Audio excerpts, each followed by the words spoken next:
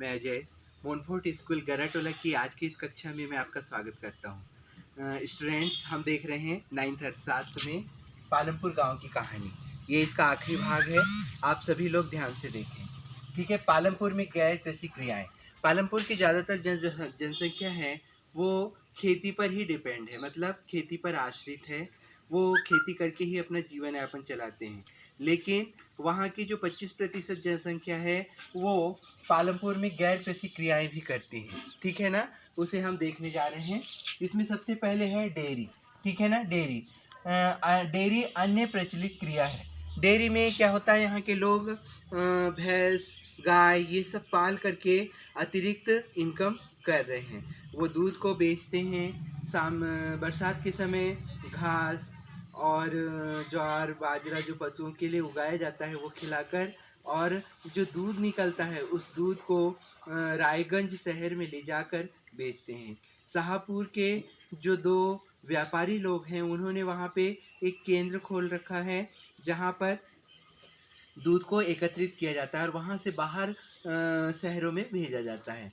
Okay student, तो यहाँ पे डेयरी अन्य प्रचलित क्रिया है और इसके माध्यम से उन लोग कृषि कार्य कर रहे हैं। इसके बाद हम देखते हैं पालमपुर लघु स्त्री विनिर्माण का एक उदाहरण है। यहाँ पे विनिर्माण का कार्य भी किया जाता है। यहाँ के लोग घरों में ही स्वयं बिना मजदूरों को रखे हुए कृषि कार्य करते हैं, कुछ कार्य करते हैं जिससे उन्हें अतिरिक्त इनकम मिलती है। इसमें हम दो कहानियों के माध्यम से समझेंगे। एक है मिश्री लाल की कहानी।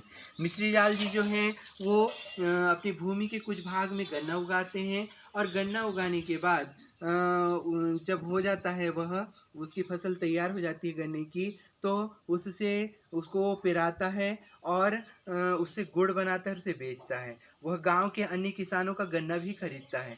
पहले यह काम वह बैलों के माध्यम से पेराई का काम करता था, लेकिन अब वो बिजली से करने लगा है। उसने एक मशीन खरीद ली है जो बिजली से चलती है और उसके माध्यम से वो पेराई का कार्य करता है, जिससे उसे अधिक लाभ होने लगा है। ओके स्टूडेंट, इसी तरह हम देखते हैं करीम की कहानी। जो करीम है वो भी गांव के प्रतिष्ठित व्यक्ति हैं। उन्होंने दो कंप्यूटर खरीद रखे हैं और गांव की जो दो महिलाएं थी जिन्होंने कंप्यूटर सीख रखा है उन्हें ही वह कार्य में लगा लेता है। ठीक है ना। इस तरह से हम देखते हैं कि करीम को भी अतिरिक्त इनकम हो रही है और उन्होंने अपने गांव की दो महिलाओं को रोजगार दे दिया है, साथ ही मिश्री लाल को भी अतिरिक्त इनकम हो रही है। तो इस तरह से वहाँ पे विनिर्माण लघु स्त्री विनिर्माण का भी कार्य किया जाता है। ये लघु स्त्री विनिर्माण का कार्य करने में यहाँ के जो लोग हैं वो घर के सदस्य ही इस कार्य को करते हैं। ज़्यादातर कभी कभी ही वो मजदूरों को किराए पे लेते हैं। ओके स्टूडेंट्स, फिर उसके बाद हम देखते हैं परिवहन। परिवहन तेजी से विकसित होता एक क्षेत्र। यहाँ पे क्या होता है, पालमपुर में जब रायगंज और शाहपुर जब यहाँ से लोग आते जाते हैं तो यहाँ के लोग बैलगाड़ी के माध्यम से, ट्रैक्टर के माध्यम से, कार के माध्यम से और तांगा रिक्शा के माध्यम से क्या कर रहे हैं, परिवहन को कर रहे हैं। जो जिसको जाना होता है वहाँ पहुँचा देते हैं, जिसको आना होता है वहाँ से ला देते हैं। इस तरह से क्या हो रहा है, यहाँ पे परिवहन भी विकसित हो रहा है और उनकी एक्स्ट्रा इनकम हो रही है, एक्स्ट्रा कमाई हो रही है, जिससे उनका जो जीवन है वो अच्छा चल रहा है, सुचारू रूप से चल रहा है। ठीक है। तो इसमें हम देखें इस बात को समझने के लिए किशोर की कहानी। किशोर जो व्यक्ति था जिसके पास ज़मीन नहीं थी, भूमि नहीं थी, बहुत कम यह मजदूरी करता था, है ना, और इसके पास बहुत कम भूमि थी। तो इसने एक जब सरकार कुछ लोन दे रही थी कम कर्ज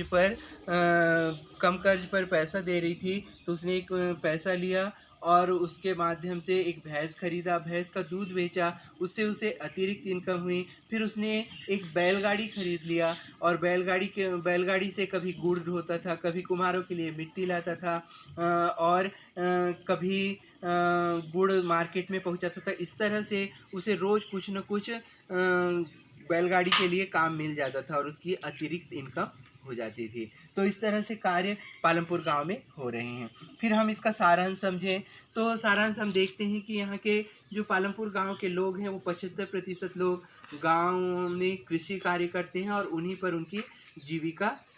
से उनकी जीविका चलती है। वो कृषि पर ही आश्रित हैं। जो 25% जो लोग हैं वो गैर जो है गैर कृषि क्रियाएं भी करते हैं, जैसे कि परिवहन का कार्य कर लेते हैं, या फिर डेयरी का कार्य कर रहे हैं, या लघु स्त्री विनिर्माण का कार्य भी कर रहे हैं, जिससे उनकी अतिरिक्त इनकम बढ़ गई है। ठीक है, वहाँ सिंचाई का साधन है, बिजली से लोग नलकूप चला रहे हैं, और भी बहुत सारे जो कार्य हैं वो कर रहे हैं। इस तरह से वहाँ के जो लोग हैं बहुत ही जुझारू हैं और विकास की ओर अग्रसर हो रहे हैं। ओके स्टूडेंट्स, यह पार्ट यहीं पे ख़त्म होता है अर्थशास्त्र का। अब इसके जो अभ्यास कार्य हैं, इन वीडियो की सहायता से और पुस्तक की सहायता से आपको सारा अभ्यास कार्य करना है। Okay students, thank you.